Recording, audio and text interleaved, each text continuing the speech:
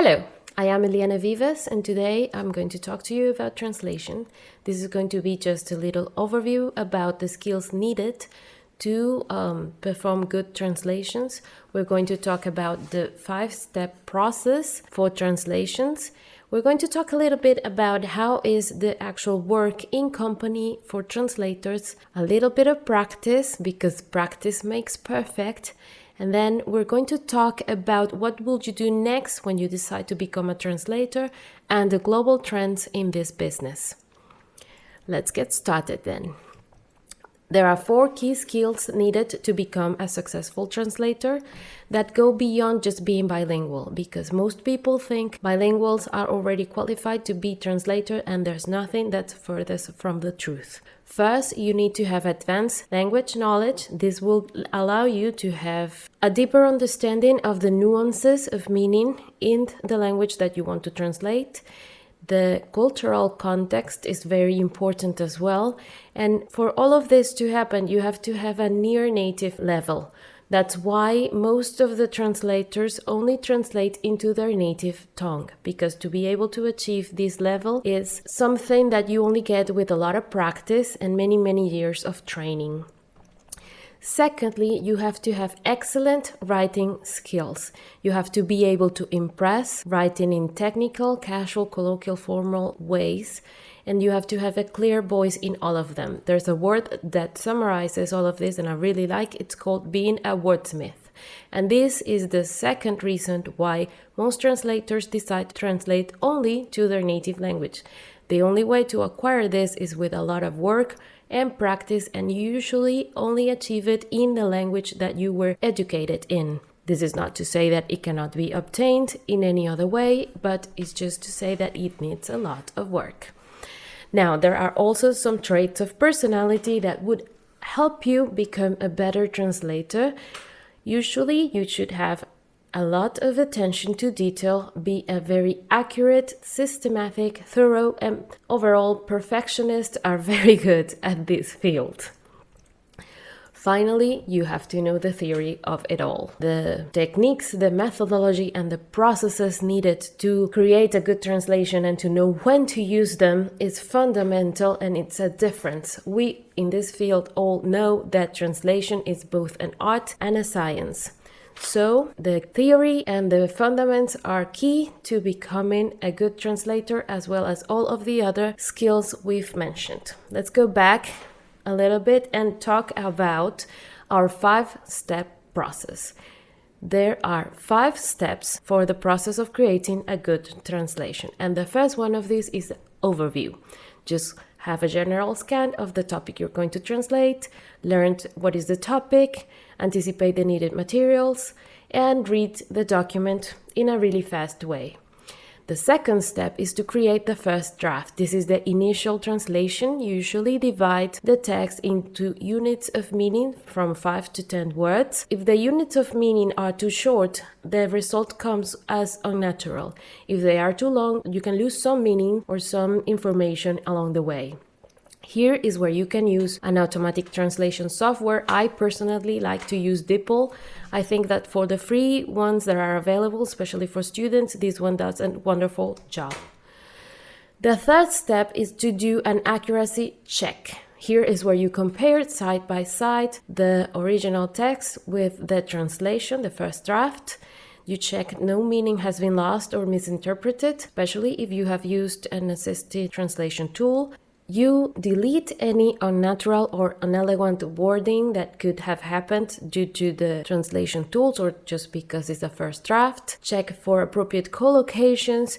And then here is also where you can use a term-specific glossary like Lingui, for example. It's a site that I like to use. They take websites that have been translated so that you can have context-specific terminology and translations. Now, the fourth step is one that seems to be easy, but sometimes is the hardest. Take a break, clear the mind. When you've dived right into a project, it's very hard to let go, but it's necessary to come back and look at it with fresh eyes. Then the final step is the final review. Read only the target language, make sure that everything sounds natural, do a final polishing, and check for quality. Here is where you make sure that the product you are delivering is best quality possible. And these are the 5 steps needed to have a successful translation. Now, how does this work in companies? Well, it's all about the teamwork. There are 4 roles that are performed. This is not to say that it needs to be done by 4 different people. It could be the same people, but the roles have to be very clear. First, you have the translator, and this is the person that actually does the translation. And then you have a reviewer or editor that checks and makes any necessary changes. You have then the proofreader, and this is usually a native speaker that makes sure everything is okay. And then finally, you have the manager or team leader, and this is the person that coordinates everything and makes sure everyone is doing their best job. The more languages and documents you have to translate, the more people would the team have. Consider this a string quartet if you have a small client, or an orchestra in case you have big clients with a lot of documents. And here we have an image of the top translating and localizing companies in the world. If you are wanting to get into this field, you should follow them on LinkedIn. Make sure to keep an eye on their news because they are the ones setting example for everybody else. Now, let's talk about the CAST and the machine-assisted translation. These here are the most commonly used computer-aided translation tools. Some of them are free, but as you see, the majority of them are paid. But if you want to become a translator, it is most likely that you will be using one of these. So it's important to get to know them. Try to get some online courses, watch YouTube videos, any materials you can do to get to know these tools. The advantages they provide is that you can see side by side the documents that you are trying to translate. You can create glossaries with specific terms. This is very handy, especially for technical translations. And also it helps that everybody in the team maintains the same coherence throughout the document, especially when they are very big. Now, machine translation has been growing, and that is why most of the companies are focusing on post-editing after the machines have done their part. And this is what we refer to as MTPE, machine translation post-editing. Now, this is the fun part. Let's do a little practice because practice makes perfect. I'm going to show you some examples of terrible translations gone wrong, and you can think a little about how you would translate this. This is a sign for Starbucks. The original meaning is exit only, and the translation was éxito aquí. Surely you know that with just one word, salida, or if you want to emphasize, solo salida would have been enough for this translation. Secondly, we have se habla Spanglish because driver wanted or se necesita delivery guy is pretty much all in English. Se necesita conductor would have been a more accurate translation if this is a transportation company, or se necesita mensajero if this is a delivery company specialized in, deliveries of goods or messengers. Target payment. Let's see. This one was particularly troubling for me. It would be an embarrassment for a company to have a translation like this. Por problemas técnicos ajenos a nuestra empresa, no se encuentra operativo el pago con tarjetas de crédito. Disculpen las molestias. The translation is so terrible, I cannot even read it. But something along the lines of, for reasons beyond our control, we are currently not taking credit card payments. Sorry for the inconveniences and thank you would have been more accurate than the disaster they have there. If this company is not taking any cards at all, something like cash only would have been more than enough. And then finally, to boy or not to boy. Oh boy, let's see what that is. Here we have a sign in Spanish for the drivers, giving them instructions. Señores conductores, esperen en la fila hasta que le entregue la ficha para comprar su tiquete. First, you have to know that in English, signs are usually more direct, so you have to do a complete shift in the way this is written. Something along the lines of, notice, all drivers must wait in line for the token to buy the ticket would have been enough. Here you would of course try to find more language specific terminology with the company or the drivers, but most certainly nothing would be like the terrible translation that they have right there. And this is what happened when people that are not translators try to do our job. Now, I hope you had a good laugh at this, and let's continue. Now that you have decided to be a translator, what's next? Well, as I said, practice makes perfect, so you have to get experience and keep learning all the time. One excellent way to get experience is to volunteer, and this is a list of some of the sites where you can volunteer your work as a translator and also create a portfolio that you can later on show to companies. It is also important to note that participating in this type of jobs shows another part of your personality, and that is also a great trait to add to your resume. You can also work as a freelance translator, and this is also a list of some of the sites that would allow you to do so.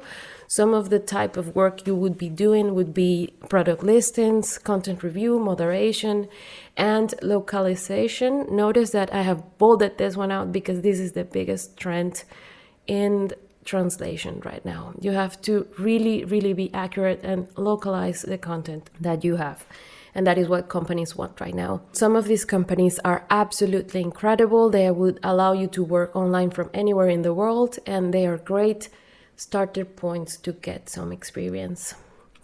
Furthermore, let's talk about the global trends for 2021 and 2022 in the translation business. Where are we headed? I find it that the most important thing to notice here is that the European Committee conducted a survey where 95% of the companies in translation declared that they are going to increase the amount of machine translation post-editing they do. This is to say that the volume of work coming to these companies is so big that they have to improve the technologies they are using. They are going to be using more machine-assisted translation so that their working staff can focus on quality, on post-editing, so that they can deliver a wonderful job but in less time. There's going to be more AI involved in the translation process, and this is the growing trend all over the world. For North America, as companies recover from the pandemic, technical and manufacturing translations are on the rise again, and also marketing copy, which is always a big pointer in the North American industry. For South America, Portuguese is the most spoken language in the region, and it's always a very strong market, especially in the areas of entertainment and trade. Africa and Asia are also showing a tendency to focus on machine translation. In Africa in particular, they're using neural machine translation, which is the top of the top, to teach the AI how to use the translation tools. This will allow them to translate almost any document to their native language, and this is a great advance in the field. Now that we have taken a look at some of the next steps you have to have in your career and the global trends for the world right now, I want to leave you guys with some final thoughts. How important is the access to information for the future we want to create for ourselves, for our children, and for the children of our children? And should things like language or location be a barrier to access that information?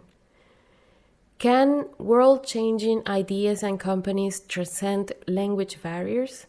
How? If you have been paying attention to this presentation, then you probably already imagine the answer. This is where us as translators come in to deliver the messages to the world. And that is our task for the future. Finally, I want to thank you all very much for your attention, and I hope you can take away some keynotes about this wonderful field and the future of it.